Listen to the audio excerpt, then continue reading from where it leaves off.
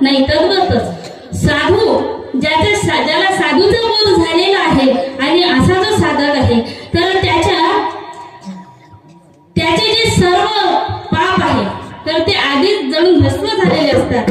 पण जो साधूचा बोध झालेला आहे तर त्या व्यक्तीचं जीवन कसं होतं, जसं कापुराच्या वातीत उजाडल्या ज्योती आणि ठाईचं समाप्ती झाली, त्याची राख शिल्लक राहत नाही, कोणत्याच प्रकारचं पाप शिल्लक राहत नाही. आणि ती ज्योती जडल्यानंतर त्याच्या कार्याचा सुगंध तो जळतो, परंतु कार्याचा सुगंध त्याचा दरवळत असतो.